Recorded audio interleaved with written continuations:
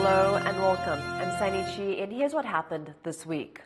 Taiwan's military is set for a record boost in defense spending as the country looks for new ways to invest in its security. Jaime Ocon takes a closer look. For the 8th year in a row, Taiwan is set to spend a record amount on its national defense. Taiwan's presidential office made the announcement late on Tuesday, confirming plans for the country to spend roughly $19.7 billion on its military in 2025. The budget increase speaks to a couple things. First off, that Taiwan is taking its defense more seriously. It's positive to see a year-on-year growth in the defense budget. Ideally, given the magnitude of the threat that China poses, it'd be great to see that get to like 2.5, even like 3% of GDP. Eyeing the threat of invasion from neighboring China, also known as the PRC, which claims Taiwan as its own, Taiwanese authorities have doubled down on investing in defense.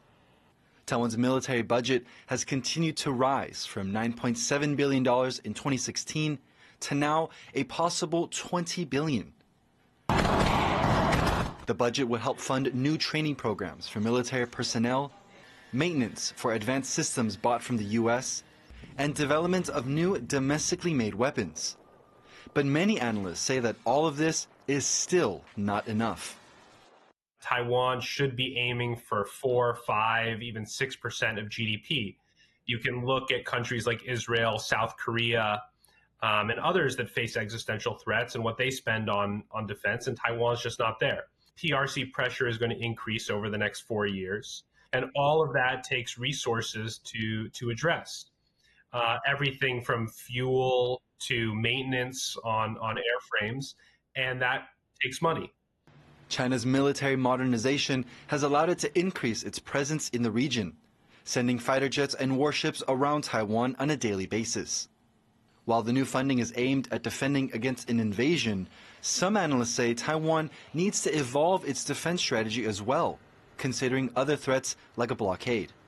I think the mistake around the focus on it is a singular focus to the exclusion of everything else.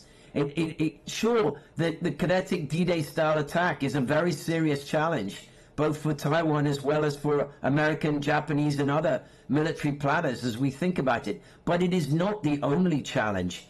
While an increase in spending should, in theory, bolster Taiwan's defenses, the announcement is just the first step.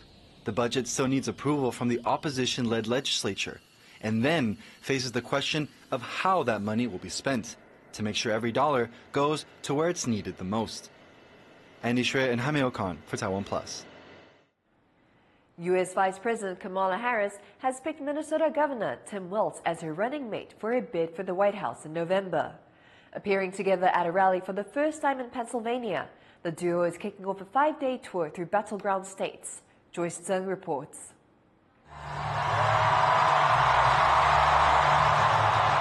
A roaring crowd in Philadelphia as U.S. Vice President Kamala Harris takes the stage for the first time with her newly announced running mate, Minnesota Governor Tim Walz. Since the day that I announced my candidacy, I've set out to find a partner who can help build this brighter future. So Pennsylvania, I'm here today because I found such a leader. A U.S. Army National Guard veteran and former member of Congress, Walz began as a school teacher, also spending about a year teaching in China.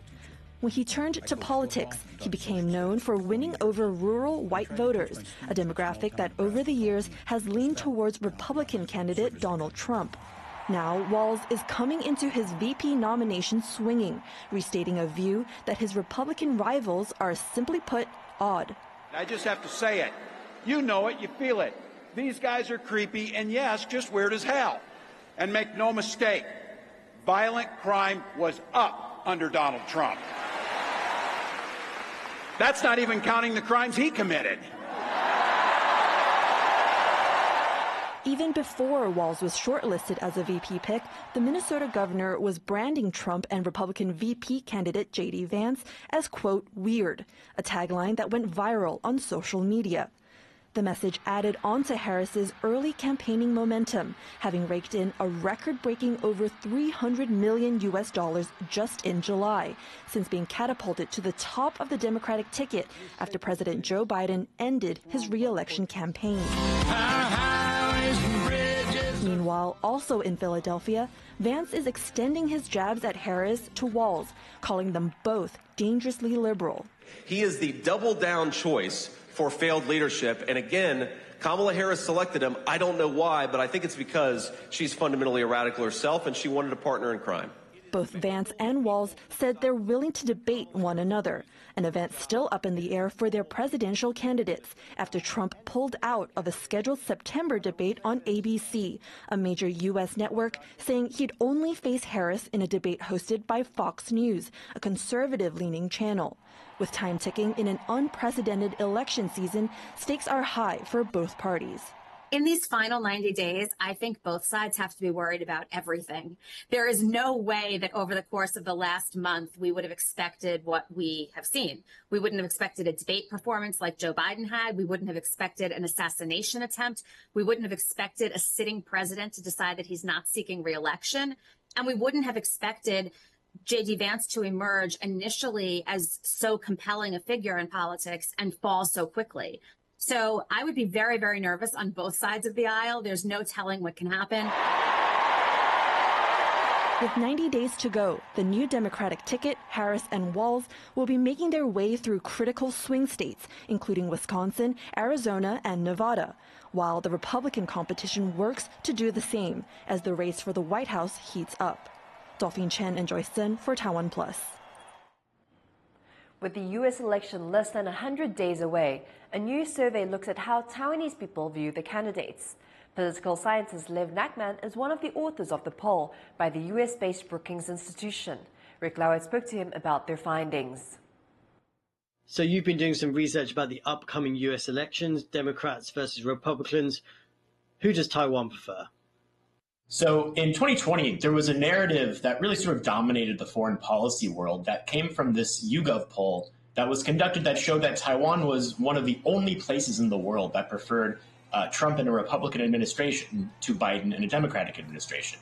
And so, 4 years later, we've had 4 years of Biden, of Democratic administrations, and we wanted to ask whether or not people in Taiwan still feel the same way. And what we found was really counterintuitive to what most narratives about Taiwan would say.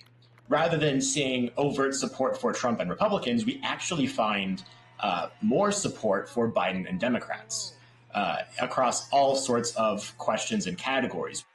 And what are the factors at play here that make Taiwanese people feel differently towards different political parties, different political leaders? I think there is often this perception, especially before the Biden administration, that Democrats are weak on Taiwan, or that they don't care about Taiwan, or that Republicans are overtly more supportive of Taiwan.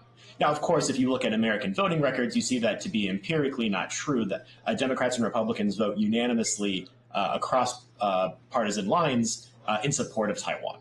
But ever since the Biden administration has come into office, I really think it's been a moment of learning for people in Taiwan to see that you can still have an incredibly solid U.S.-Taiwan relationship regardless of who the president of the United States is.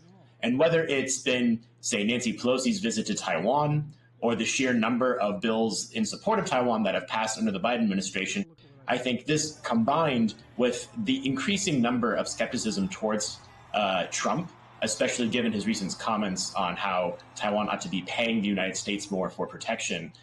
Can you tell us how attitudes in Taiwan are changing towards the US when it comes to trusting that the US has Taiwan's back? Yeah, so this is a bit of an enigma for a lot of us who study Taiwanese public opinion, is on one hand, we see more and more people in Taiwan confident that the United States would help support Taiwan in the event of a conflict with the PRC. At the same time, we see polling numbers that show across different polls that the United States is not seen as a trustworthy ally by people in Taiwan. It's something that my survey data has found, and it's something that other Taiwanese survey researchers have also found. So what this tells us is that on one hand, people here are confident that the United States would help Taiwan in the event of a conflict, but that the United States itself may not necessarily be a trustworthy ally. Even though these two things may seem contradictory, I think given Taiwan's very contentious geopolitical position, I think this is really just Taiwanese respondents trying to rationalize and make sense of their position in the world and the complexities behind allying with the United States. That was political scientist Lev Nachman speaking about a recent survey on how Taiwanese view the U.S. election. China has published a list of people it calls Taiwan independence diehards and is calling on the public to report others who could be added to it.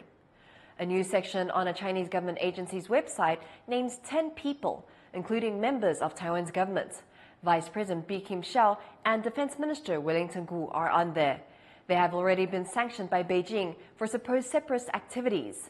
The list is unlikely to have any practical effect.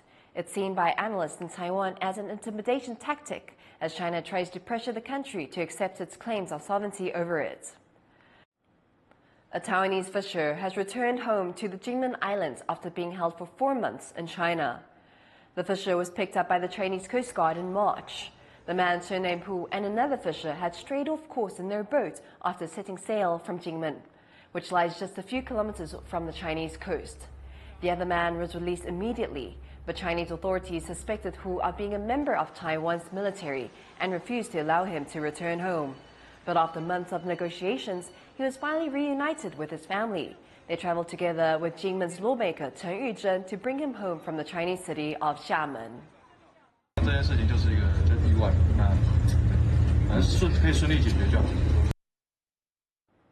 Stocks continue to plummet in Taiwan's financial markets following a shaky week in Wall Street amid geopolitical tensions and waning confidence in AI. Reese Ayres was at the Taiwan Stock Exchange with more on this recent stock fluctuations. Well, markets are now closed here at the Taiwan Stock Exchange, or TAIEX. You see a lot of green behind me. Might look good. Actually, green means down in Taiwan and red means up. So a bad day for investors as it reports its single biggest day loss, over 1,800 points, just stopping short of that 10% limit, with Foxconn and TSMC, two of Taiwan's biggest companies, both in the tech sphere, hitting that 10% loss daily limit. It's been a rough week for investors and stock markets in Taiwan and abroad. Investors are in panic mode, selling off stocks across markets.